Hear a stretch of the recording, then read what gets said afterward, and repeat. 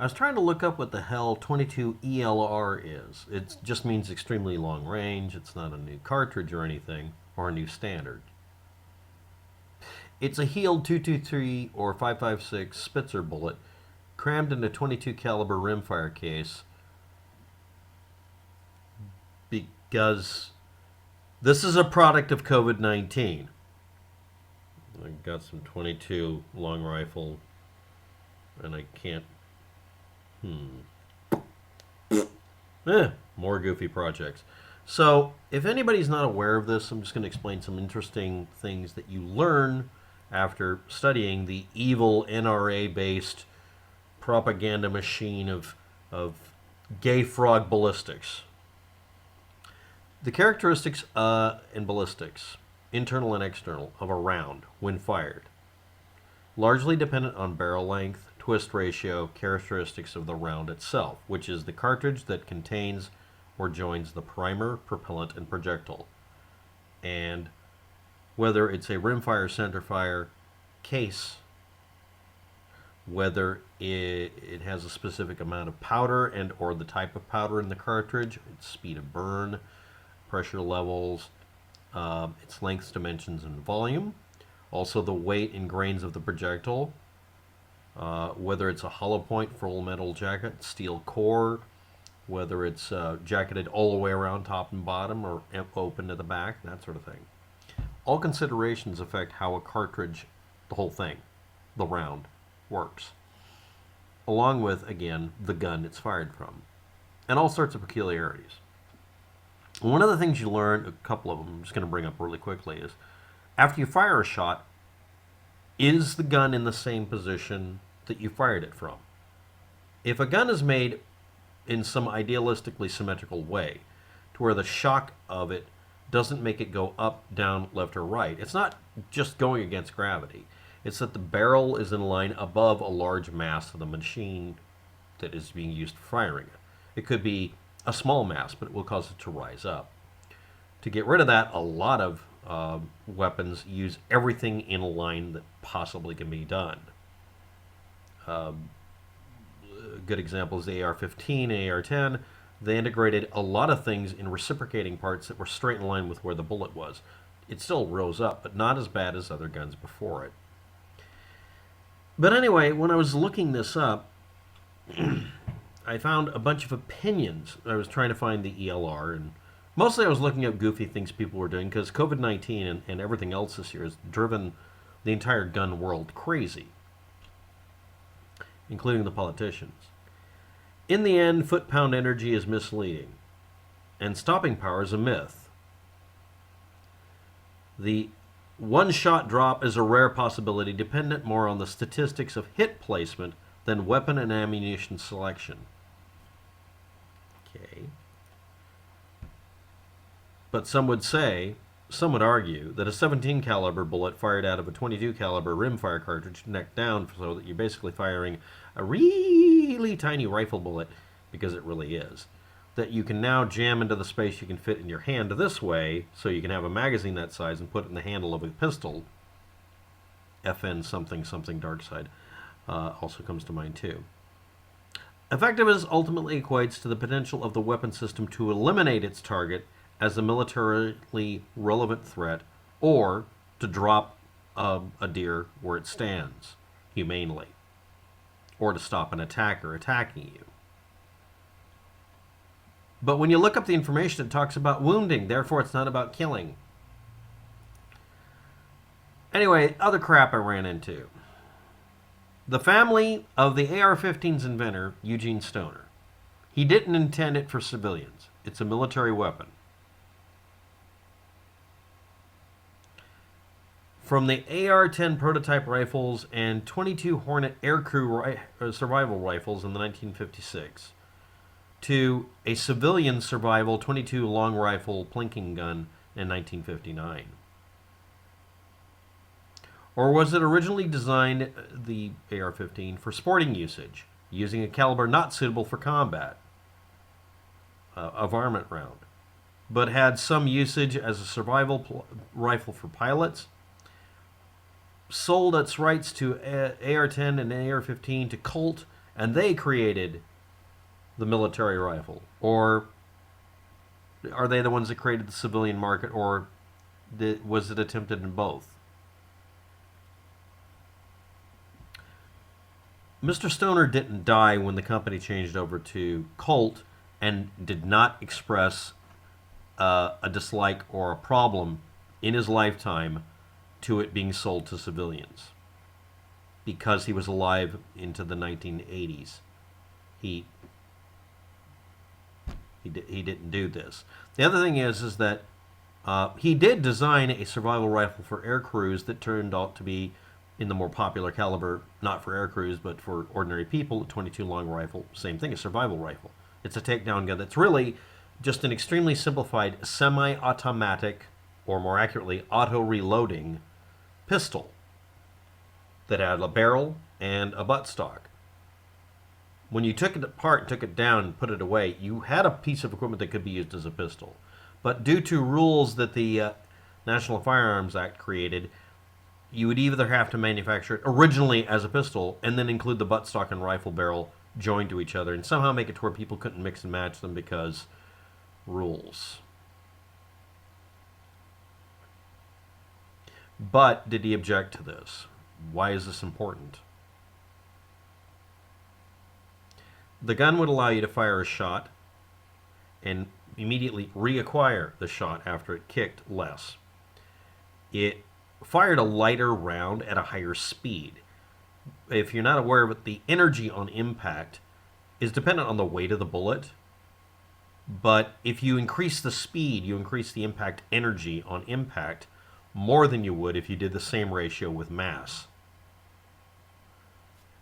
It's the reason we have c squared instead of m squared. Same thing. For the energy calculation, it's not really any different. It had the ability to be fired in fully automatic, just not because of some magic formula, but because it just simply bounced around less. And also, compared to other guns, most of the material was in a straight line. And it eliminated extra parts because it didn't use a piston system like, let's say, an AK-47 to do it. It just did a direct gas push through, direct impingement method, which took a lot of the complexity out. It did a lot of things, including just using then more modern materials, getting rid of wood and using plastics, removing as much steel as possible if aluminum would work, hardening the aluminum by anodizing. But because people have decided that every single thing about every weapon has to have a history that fulfills their requirement to prove a point, everyone, I'm not kidding, everybody, ignores what happened. It's not a mixture here. It's literally he didn't care. He was a business guy. He worked at a company making airplanes that were used in war. And this is what happens when you sell a gun. If there's no war going on, your contracts with the military either have to be guaranteed as basically corporate welfare, which none of us civilians like, or you have to keep up your military-industrial complex by creating a demand in the ordinary American population to buy your product. You are aware that there are more American citizens total than there are American military people. So if you get people in the United States even making it into a sort of an addiction, like a drug addiction, to buy more guns or go through them more, especially allowing a secondary market where you can just buy and sell your old guns freely, a free market system, you are able to create a gun culture that will keep your military company alive if the contracts dry up. Armalite's a good example. Once your military contracts started to become something that could get chopping blocked, or once it became a necessity because the guns needed to change with the times of war, more modern war, you had to find a way to cushion your industry, otherwise you'd just go out of business. If you're not aware of it, the things that are actually cited when you look up what this is about, it's not about the AR-15. There's a ranch rifle that uses the same cartridge, the 223 or the 5.56 or the 222, super version. If you're not aware, but that actually existed. Um, it's not about them. The memes you hear where the bullet broke off and it yawed more. Actually, the 223, 556, etc. The 556 used in the military had less yaw to it over distance. On impact, it didn't always snap off. It didn't always have a crimp on it that would induce a snap. People telling horror stories about it, which essentially was a way of saying, "You're cruel and unusual murderers, you Americans, for shooting us with this gun because," make up a reason. Yes, it was propaganda. You get people doing entertaining things saying the 22 long rifle cartridge is for killing people, but the 223 was just for wounding them, to maim them and cause harm.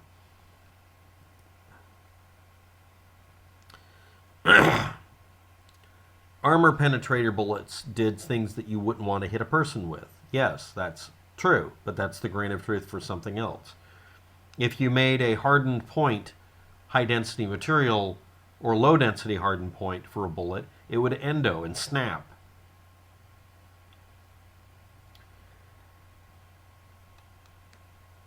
Let's list this off. The 556 is a higher pressure version of a 223. That's something a lot of people are aware of. The 223 is a higher pressure version of the 222 Special, which is where it was derived from partially. These all have half the weight, half the pressure, and half the power of the then used rifle rounds as they were treated at the time in the 1950s or so. But because it was lighter and also had a smaller diameter, it pushed less air away from it, slightly better coefficient of drag. It had greater range and speed than the handguns, obviously, and was an intermediate round between handgun and rifle rounds of the 1960s, excuse me. It had a lower recoil for better full auto control and or just target acquisition to get a second shot. It was supersonic way past 500 yards for a flatter trajectory and half the drop of the 7.62 series of bullets. It just hit the same spot more often. It was less affected by wind. A 22 long rifle has a bullet that's at least, is about half the length. Yes, you can jam the bullet in if you make an all new round or make it out of brass, whatever. After the adoption of this cartridge, only a few years after some other type was done, 1980s, for instance, horror stories about the ineffectiveness of it, or poor shot placement really causing that. The fragmentation from excessive crimped rounds snapping on impact, or induced yaw into the projectile caused by its impact because it was back heavy, so it'd spin. AR build qualities had problems. Unsubstantiated rumor, and more importantly, propaganda and myths promoted by the people who were being fired upon, who tried to convince people that it was a violation of NATO rules to do XYZ. This was commonly dropped leaflets. That and the fact that this was a newly adopted weapon that used plastics, not wood, furniture, plastics. I mean, you think people complain about the Glock being a toy.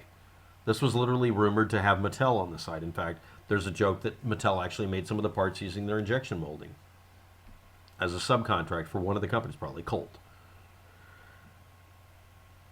When the U.S. military adopted the 308 to replace the 30-06, it was deemed to be inferior by many soldiers because it was a change they had to adapt to.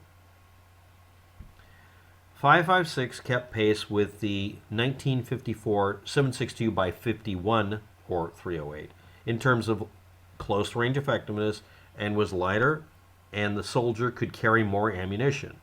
Literally, it weighed half. The round itself weighed less.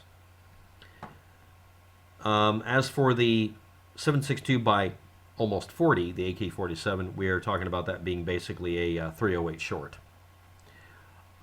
People's preferences and arguments sometimes being rooted in propaganda from people not liking the fact that you're winning a war against them.